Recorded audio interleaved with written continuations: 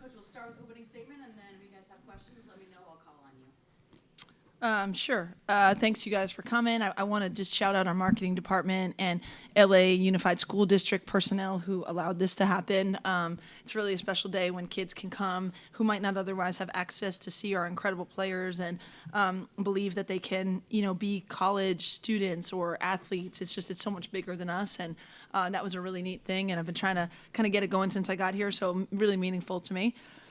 I think Santa Clara is a really good basketball team, and they challenged us today with the actions that they run. It was harder to guard, than what we faced, and we're a work in progress. I really liked that we didn't turn the ball over. I liked that we had to stay kind of foot on the gas all game defensively, but we're still getting better. And I've had really kind coaches on opposing sides when they shake hands, say, "Hey, now go win it all," or do things like that. And I'm with our team every day just trying to get better at small things because we're so far from where we want to be. And so I just want the team to continue to allow us to challenge them and keep getting better. Luca? JuJu just first thing, fastest player in USC history, the 1,000 career points in this program history. What I know you've reached a lot of milestones in your couple of years here. Does that mean anything to you? What do you take from that? Yeah, I think I don't take anything for granted. I'm very blessed to be in this position. Grateful for everybody here, coaches, staff, teammates. Couldn't have done it without them. So this is great. Something to build off and continue to work on. But yeah, just blessed and ready for the next thing. I think it's always worth noting too, when you break a record at USC, it hits a little different because the people that you're breaking the record from are so great, and JuJu belongs in that conversation.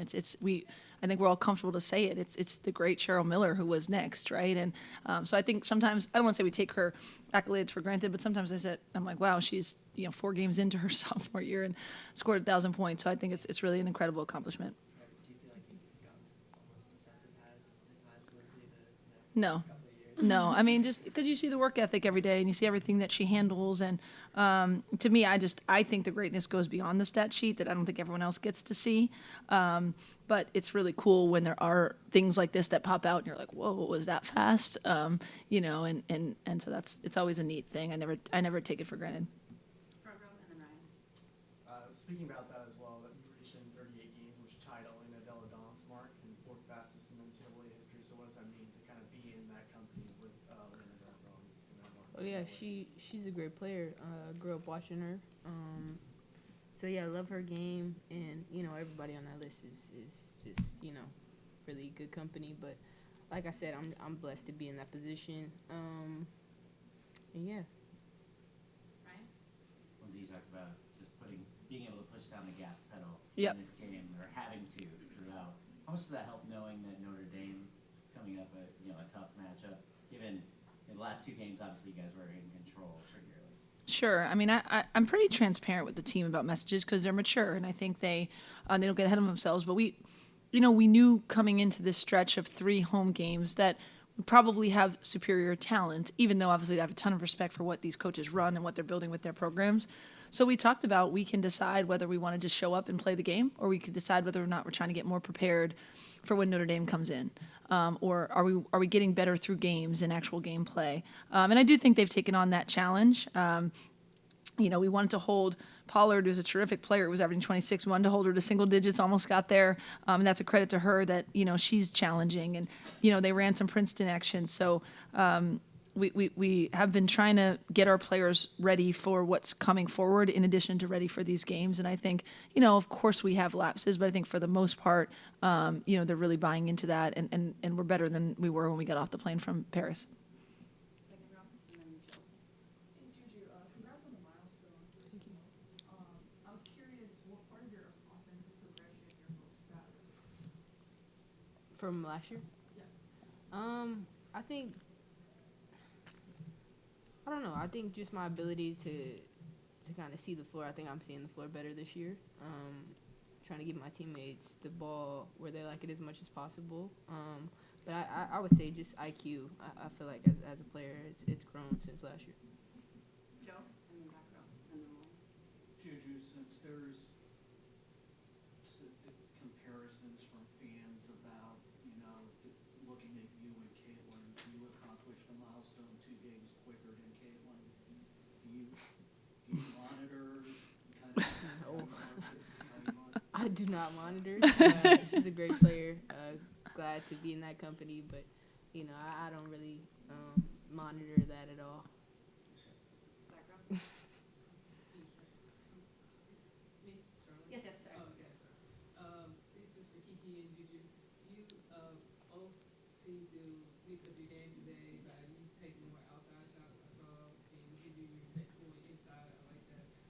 Can you talk about what the emphasis was and the intention behind that for this particular game and how you would like to do that throughout the season? Yeah, I think the biggest emphasis for today was just the details. Like we've been preaching that the whole week is like honing in on our details, and that's going to be the biggest challenge for us. So it wasn't so much like, okay, let me shoot outside. I think honestly I like outside shots more than layups, but it was just more so reading what they were giving me. They were doubling me, so I knew if I wanted a one-on-one, I needed to stretch out the floor a little bit more. So yeah, that's kind of what I was reading is like the paint was packed, so let me step out a little bit more. Amanda? And then LeJeff. Like, how do games like this is for all three of you all, like, kind of build up the chemistry on the court and help you kind of understand your players, and even like for Lindsay, like the rotations? How do Yep. how do you help kind of get familiar? Well, I can start with it. I told them kind of a story the other day that the biggest difference when I went to the NBA, when you go from college, is just like the lack of practice time. Once you have training camp, you then like don't practice again. I was kind of like, oh my gosh, like when do we go over the scouting report? Like when do we get better? And my colleagues were like, no, you got to get better in the games. Like they have to evolve through games. And so I think that's something interesting. I'm not going to give back our days of practice in college. Obviously, we're going to use them, but it's something I think we have smart players, we have pro style players, and I want them to work through some of those things, right? Like there is some intentionality about inverting JuJu and Kiki. We haven't had a post player that shoots it as well as she does. Well, that should open up, some things inside for our bigger guards and let them read. Are you doubled? Kick it. Are you single coverage? Score it. Or can you split the double and score? Like I'm trying to do my best to put them in situations to grow. And then, we have players with varied skill sets. So, okay, if you're in this two-man game with this player, where do they like it? Or, if we're on a three-man game and they tag the roller, is it a shake? Like we've been trying to work on that through games in addition to practice. So it doesn't always look perfect, but I do think we should be getting better over the course of the season and be ready for what defenses are going to throw at us. JuJu faced every possible crazy scheme last year, but now it's figuring out, like she kind of talked about with teammates and what is the defense giving me? What can I take? What can someone else get off of that? And we're all learning that in the flow. So I'm trying to use these games to do that as well. Luca, Ahmad, Jill. Lindsay, you mentioned that it was the LA Unified the partnership today. You said you wanted to do that for a while since you got here. How did that come together? What was just the context behind that for today? Yeah, I mean, our marketing team has done a lot of great things, but we've had a come to college game that's been on the weekend, and they've gotten kids here then. But I was like, no, can we do it where the school system, like it's a school day, and we get buses, and as part of like a field trip, they come. And so I just kind of put that out there, and marketing ran with it. I really, really appreciate that because I'll have big ideas, and I'm like, okay, I'm gonna go coach the team. Can you make it happen? And they really did, which was neat. Ahmad, and then Jill. For JuJu, you started the season, you had 9 turnovers, and then the game after that you had 3, and then no turnovers last game, 2 turnovers this game. It seems like your game kind of changed from last year. What aspects of the game did you work on in off season to kind of limit those turnovers and kind of increase that key? Yeah, I think credit to Ole Miss, to start a season off with them, and then have it be, the first game back. I was, it took me a minute to adjust in that game, and I think we saw that through the turnovers. I would say this past summer has been on working on all aspects of my game, reading the floor better. I think that's really helped me kind of limit that. And as the season progresses, we'll continue to kind of evolve in that aspect. And I'm gonna take some of the heat on the Ole Miss game. They're really good. They're really good defensively. That team's gonna win a ton of games and gonna hold people to a lot of points. But I thought the turnovers were as much on the offense as they were on the individual player. Like I just didn't think we were smooth, and we've gotten better since then. So I don't know. You can find the numbers, but I would say the 0 turnovers, the 2 turnovers are a lot more kind of where JuJu's going to be at, then I think that first game was a little bit of an anomaly, and I'll take that as much on me on any of our players. It was not pretty, and that's on me. Joe, in front row, then Ryan. Just for everyone, the first 3 minutes of the game, how much did Rhea give you a lift with the 2 blocks and scoring and the rebounding kind of help propel that 7-0 run to start? Did you guys want to speak to that? Yeah, I think Rhea's such an anchor. Yeah, it's her birthday. Happy birthday to Rhea and Viv. But I think Rhea's such an anchor for this team. She's one of the players that have been here since the beginning. So I think we really count on her just defensively to bring that energy. She's always talking, and she's very helpful for me in the post defensive schemes. But I think she brings a lot of energy and just is allowing all of us to play with confidence because of all the knowledge that she has being here for 4 years. Go front. Yeah, I was gonna ask because you guys are such a good, defensive team and such a good offensive team inside the paint. But I know today 3-point shooting was a little bit of a struggle for you guys. I think you guys went 6 for 28, and so far this season it has been. Is that kind of something cause for concern? Is that something just to work on for the next week against Notre Dame? Yeah, I mean, I have a lot of confidence in our shooters. I want us to, find the right shots, and then we trust that we'll knock them down. But I think it's a lot of attempts, it's a lot of the right shots. People are packing the paint a bit because they're so concerned about Kiki in the paint. They're so concerned about JuJu's driving lanes or post-ups. And so we're trying to take what the defense gives us, but we can continue to get better on which are the best ones to take and are they in rhythm. But I'm not worried because we have, really good shooters. And I think what you saw the other night is, we shot 50% from 3. And so, we'll catch our rhythm with that and figure out, how to take advantage of what people are doing. But we know we're capable of knocking down shots too. Ryan, second row, and then last question in the back. For Kiki and JuJu, you guys have won the last 3 games by a combined margin of 181 points or something. Obviously, people could look at those games and assume you don't learn a ton about it yourself as a team during that stretch. But Lindsay mentioned how you're a different team than you were when you came back from France. Where have you guys seen this team maybe take the biggest stride? I think every game counts, regardless of who we play. Like Coach said, every game is to get better, and that's what we're doing. It's not only in games, it's in practice too. So as we continue to learn each other over the course of the time we have, I think that's more valuable than anything, just experiencing things together. And our chemistry will continue to grow. I mean, we're all kind of new together, so that'll continue to evolve.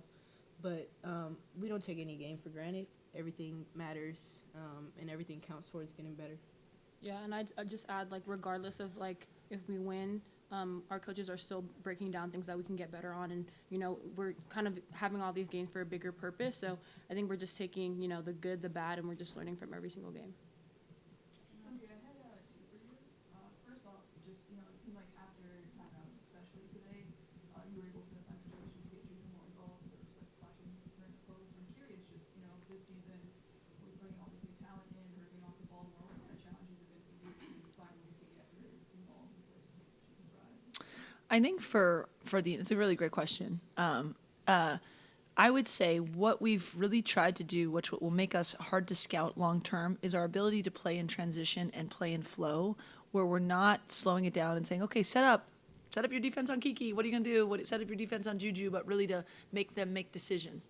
That being said, we also know we have 2 players in particular that at their positions are the best, at doing what they do. And so I'm trying to ATOs and things like that really get our execution better, whether it's for JuJu or Kiki or Kennedy or whoever, right? Or, let them make the read and make the play, whether that's a shot or not. So I'm trying to have a balance between playing in flow and playing fast and getting easy baskets. And then when there's an opportunity to get a play call, going to things and executing what we know what we can work on. So that's what I've been trying to do. And the second one was just, I think we're seeing this across the sport. 3-pointers has been declining for the decade, but it seems like especially this year in the NBA, you got guys taking way more pull-ups. I think it's, we'll probably see more in W in college as well. And Kiki saying she likes shooting more than layups sometimes. I think half of JuJu shots were threes. I'm curious what you think of that overall, tactically. Yeah. Development of young players as well. Yeah, I mean, all the analytics in the NBA will tell you, people are really big on layups or threes. But I think also women's basketball is a different sport, and pull-up jumpers are often the difference. But really, I just want players who learn and understand the game and take what the defense gives them. So like you got to take threes when they're open. You got to feel confident to do it if you're, if you've proven that you can make them in practice and you're a shooter. And at the same time, like figuring out, okay, if you're a threat to take a three, what else can we get? Is it in rhythm? But I'm not die-hard analytics, threes and layups only, not in women's basketball. And I think ultimately what will make us the best team that we can be will be if we can take what the defense gives us, find the spots, have our players feel comfortable in execution, but also in free-flowing, and we'll get, I think, to the balance that's right for us. Final question today. Well, speaking to defense, I saw that you mixed in the first half press and you went a couple of different press, full court presses. This is for all you ladies and coach. Talk about what's the defense that you, what set is the defense that you would like moving forward? You can ask them which they like the best. Personally,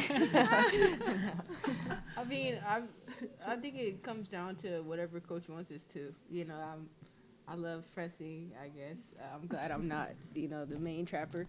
But yeah, whatever Coach V sees, we're gonna exploit that because at the end of the day, it throws off the other team and we're able to get easy buckets, hopefully. So yeah, love all types of defense, but really we just listen to what our coaches. I saw the spark once y'all pressed. Yeah, it does give it a lot of energy. So that's why I was asking. Yeah. Kiki. Yeah, I think we have a lot of great athletes that can do a multitude of things. So, like, sometimes we have Rhea at the front of our press, and then sometimes she's not. So I think it's great having a bunch of different athletes so we can, as JuJu said, mix up the defenses. We hedge sometimes, we ice. But, yeah, as JuJu said, we just, whatever our coaches want, we'll make sure we do it. Hedge is Kiki's favorite. Thanks, everyone. Thank you. Thank you.